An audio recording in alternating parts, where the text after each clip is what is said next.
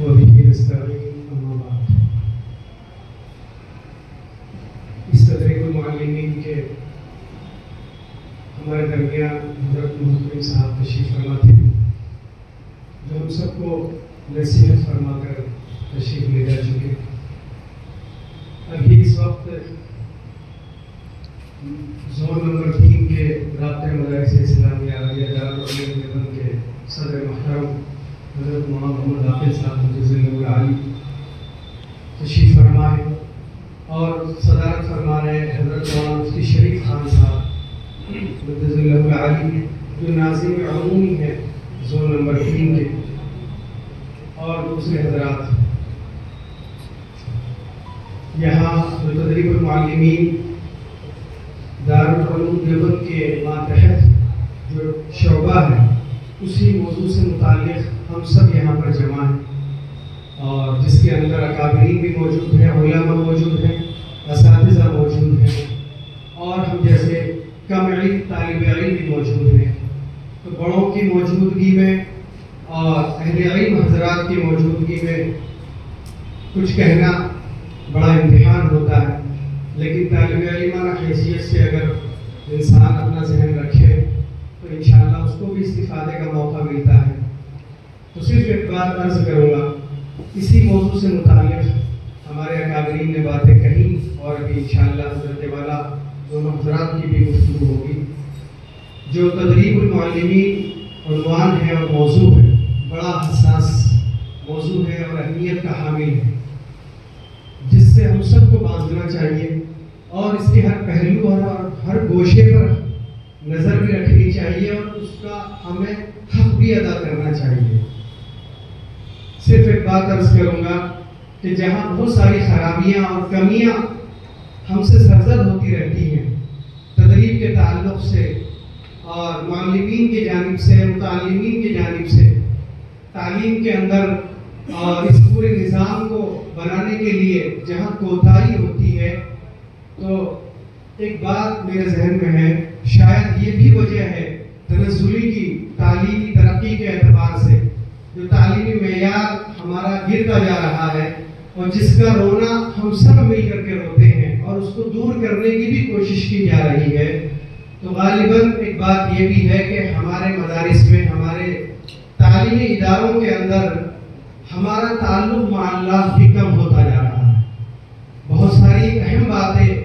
اور ان نکات پر دوسرے حضرات نے گفتگو فرمائی، ان کو مقرر کہنا مناسب نہیں ہوگا، وقت بھی اجازت نہیں دیتا ہے. صرف ایک واقعہ بیان کر کے اپنی بات کو ختم کروں گا. اسی تعلق سے اگر ہم کوشش کریں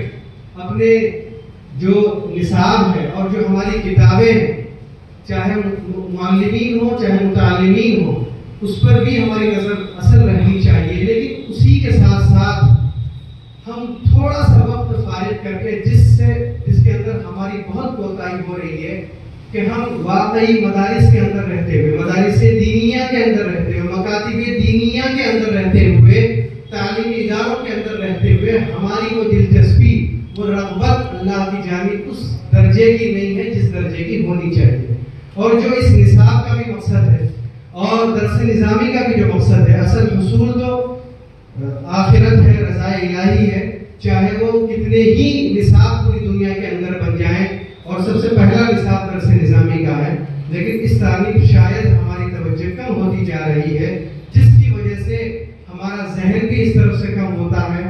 اور جو ہماری کتابیں ہیں اس کے اندر ہماری دلچسپی اور ہمارا ذہن بھی نہیں لگتا ہے. صرف ایک واقعہ بیان کروں گا. حضرت شیخ الحدیث نور اللہ مرتضی ایک مرتبہ